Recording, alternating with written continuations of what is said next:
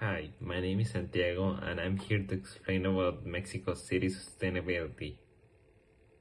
The type of predominant climate encountered on the city is mostly on a subhumid state, which is basically a slightly humid atmosphere but not enough for trees to grow. The total number of inhabitants is about 8.85 million inhabitants, and the number of education around all the people is around 62% of the city. Some main economic activities from the city are the commerce, financial services, insurance services, and tourism.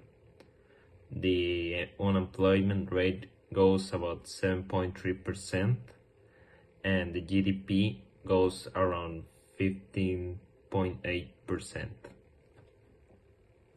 The consumption of the electricity goes about 796 million kilowatts per hour. The annual consumption of fuel goes about 8 million if the magna and premium fuel are combined. And with all those information mentioned earlier, we get the result of the CO2 being 476,095 in total.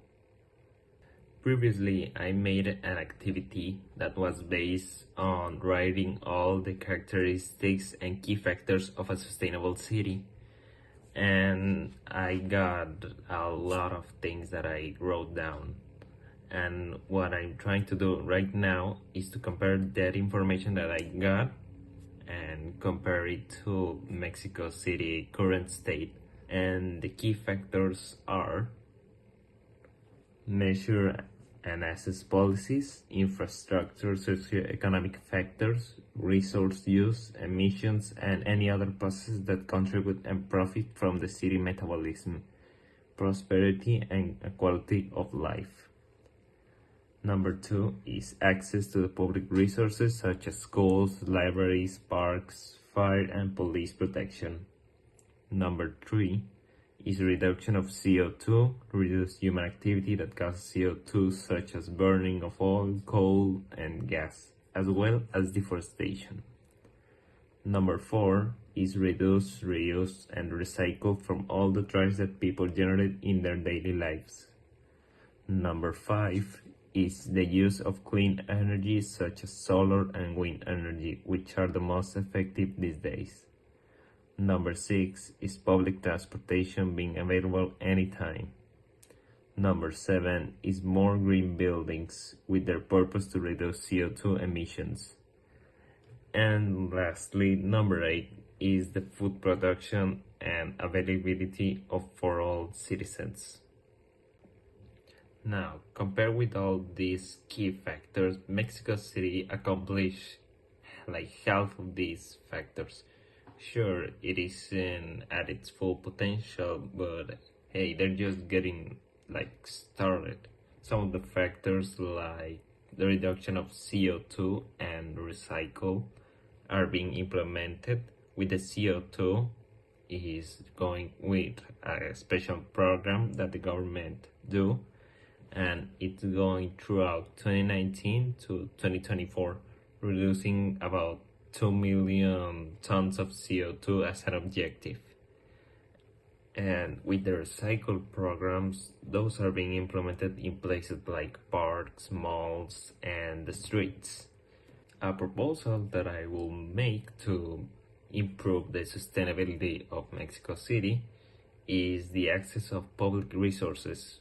It's a key factor that I think it's missing.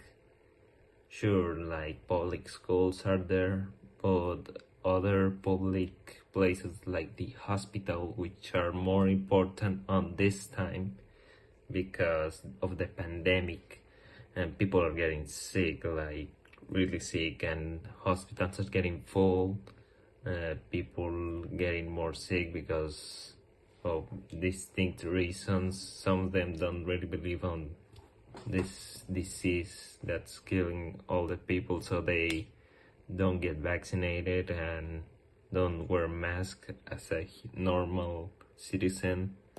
So it's really wrong not breaking all these rules, like it's bad. But let's hope that one day all this ends and we go back to our normal lives as usual. In conclusion, Mexico City sustainability could be a lot better, but it has a lot of time to prove themselves that they can become a really well clean city and sustainable as all the key factors mentioned before.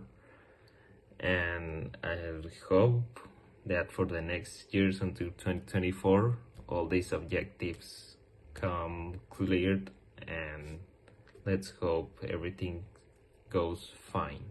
Thank you.